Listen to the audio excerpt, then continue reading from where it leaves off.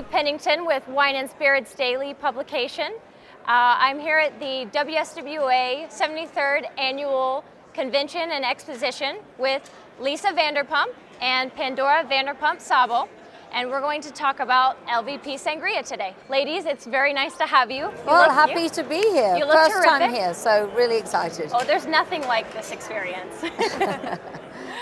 So, Lisa, I wanted to start off talking about, you have a variety of businesses across different industries. So tell me about some of your core business ethos that translate across all of them. Well, with this, for example, with the sangria, it's been such a natural fit for me because, as you know, we've had 29 restaurants. We have 3 in Los Angeles, and we have sold this sangria, but not this product, for years. So I've always tried to really integrate and get myself involved with things that are authentic. I'm not that person that's suddenly putting my name to a swimming pool cleaner, for example. So for me to create a product like this was something I was passionate about. It was authentic. We'd created our own sangria for years, and to put it in a bottle, it was a lot of work. It was something that I could really, really bring the authenticity to, and that was very important to me. I don't want to ever put my name to something that I don't believe in. I don't have that energy all the time. It's like with my restaurants. I create and I design them. They are my babies. This is my baby too. Well, it's my grandbaby because my daughter kind of gave birth to it as well, so yeah. So talk to me about the flavor profile and how you decided the demographics and the pricing and how you would position it. It was very important to us that if it's a product that we wanted to launch, that it was something that we really wanted to drink every day and be able to promote and feel really great about. So 100% we wanted everything to be natural. So all natural ingredients.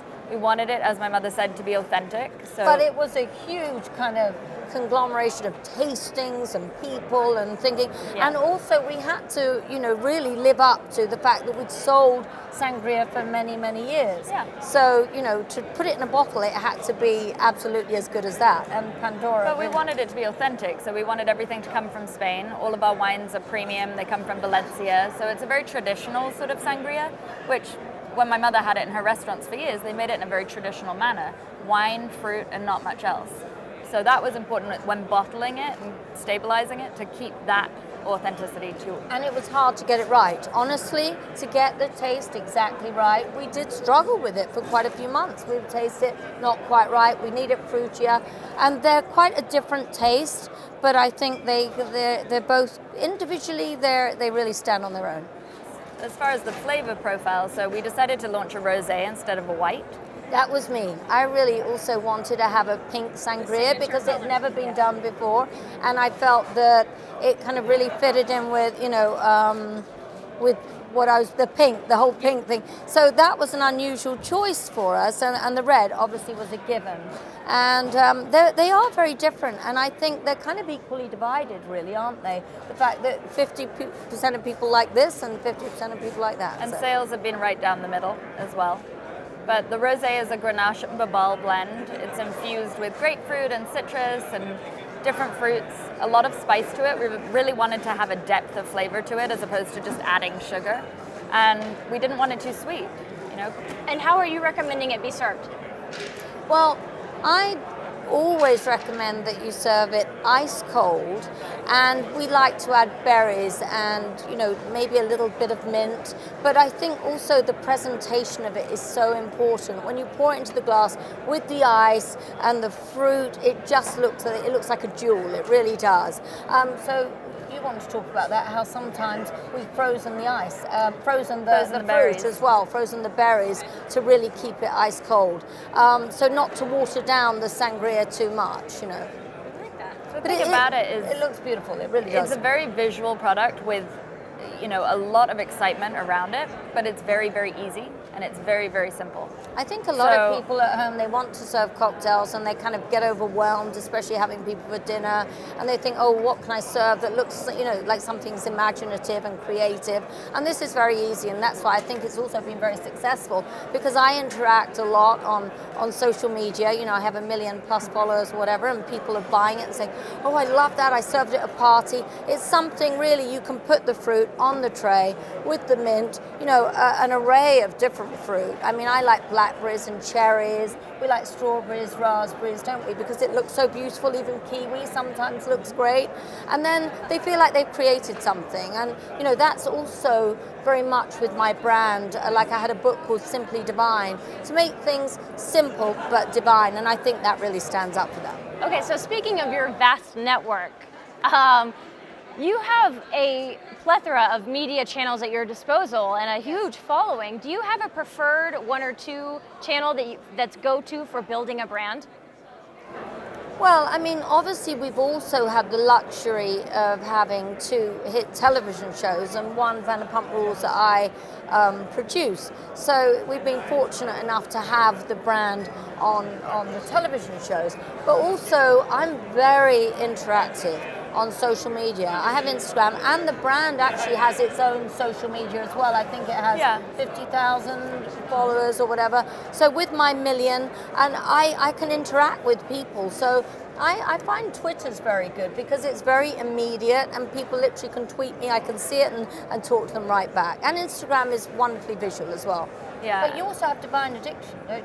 Well, we all come from a social media background, and we love the fact that it is so interactive. So everything sort of cross-promotes across all of our channels. My magazine, her personal channels.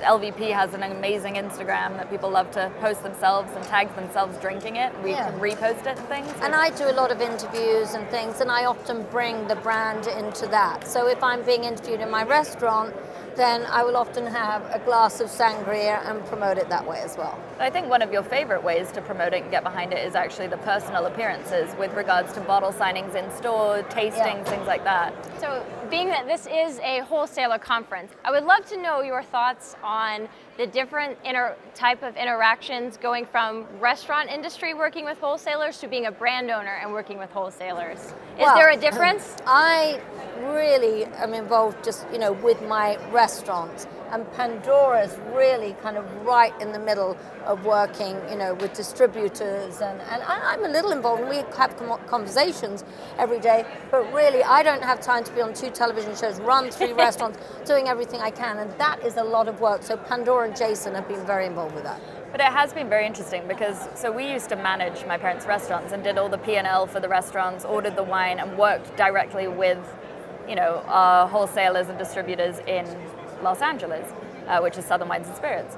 But to suddenly flip that and be on the other side and be going to their GSMs and pitching the product to them has been a really interesting experience. And to be honest, I really enjoy it. It's really nice to see where they've been coming from all those years. Yeah, you get more of a depth of the industry. Absolutely. Right? What's one unexpected thing you found about the alcohol industry now that you're a brand owner? I think 100% the legality of everything. That's overwhelming. I mean, with control states, every single state is different. It takes so much to really launch a brand in all these individual states, and in every state it is 100% different. So Yes, I think in a lot of businesses you have all these kind of the red tape, so to speak. And I wasn't aware of how much red tape there is. Because I'll say, oh, well, let's just move this around. Let's put this on the front of the label. like let's we have do that. federal label She's just approvals, like, okay? no, you can't do that. doesn't- Because I'm used to, I have complete control. I have autonomy in my business, and I'm not used to hearing no. If I want to move something over there or do something like this, I can do it. So I say, well, and the visuals of this bottle was so important to me because I also wanted the sangria that when you put it on the table, it looked like something that was beautiful and elegant. So I would say, well, what about doing this? They'd say, Mother, you can't do that. Jason would be like, Lisa. And I'd be like, really? Why not? It takes 3 months to do that. Yes. Yes, exactly. And sometimes I say, what about for summer? Why don't we, no, that's it. I understand getting the visuals just right was very important to both of you. So talk to me a little bit about how you decided on this packaging. Well, it was extremely important to me, and I think that anybody that's watched me over the years knows that I'm very, very concerned with aesthetics. And if I'm going to bring something to the table, literally, this will be on the table, I wanted it to be something elegant. I wanted it to be something that really you'd be proud to put on the table. And that was so important to me. And I think especially with the other sangrias, apart from the product being all natural and wonderful and it's had such good results, result. I think the look of it was so important, and we really went backwards and forwards, and I think it kind of does really, I think it's a very good kind of example of something that I would do, and that to me shows the authenticity. If I suddenly put something green and orange out there with a gold top, people would know that's not my authenticity. So the little touch of pink, the elegance, I think the engraving on the bottle, I just thought it was really beautiful, and it took a lot of work for us all to agree on that, but that was extremely important. I think it also made it very unique in the category, because a lot of bottled sangrias tend to be lower alcohol content, but also sort of not quite as sexy a package, not as elegant, and not something that a lot of people would drink. So this is definitely the first premium offering, I think. Also, it was something for me having it in our restaurants. It was very important that if it's going to be on the shelves in our restaurants, I want it to be, right front and center, and I wanted it to look amazing, and I think it does. And a lot of people use this as a gift, take it and it's a beautiful looking thing. So yeah. So I also noticed that it's slightly taller than a normal 750 bottle. What was the logic behind that decision? We loved that bottle. It's all custom glass, so when we designed the mold for it, we wanted something that just screamed elegance, and sort of that elongated, beautiful top of the bottle. The acrylic foil labels, they're fantastic in an ice bucket. They don't And budge. the label doesn't come, does it? Yeah. Yeah, I mean, in the humidity, sitting over ice in an ice bucket, that label's not going anywhere. And there was a lot of thought that went into it, the little stamp and this. And as I said, I wanted it to really kind of, shout out at you that it was something that was elegant, but it's also got a kind of fun look about it, kind of party time. Well, so talk to me about who's drinking it. It's been out for a little while, so you should have some ideas about who's buying it and who's picking it up. Well, I have a lot of feedback from that, because obviously it's such a great seller in our 3 restaurants. So I can see that myself, and I think the demographic has been really wide. Now, we've obviously drunk it in Europe for many years, and there's a lot of people of kind of my generation, but I also think through the marketing on Vanderpump Rules and putting it in West Hollywood and social media, we've had a lot of kind of younger consumers that have really related to it and maybe weren't so aware of it, thought of it, sangria as being something maybe a little bit more old-fashioned, and I think it's now kind of given it a different energy. So yeah, it's very wide, the demographic, for sure. We've also captured a lot of, because we do display it in the cold box next to the champagnes and rosés, people who wouldn't normally gravitate towards a sangria but would go to a rosé, a white wine, a champagne. So a lot of people have been drinking it in that category. Also, the LGBTQ community has been an incredible supporter of the brand. Very supportive, yeah. All right, well, thank you ladies so much for being here today. I really enjoyed chatting with you. Thank you. And thank you for joining us at WSWA TV.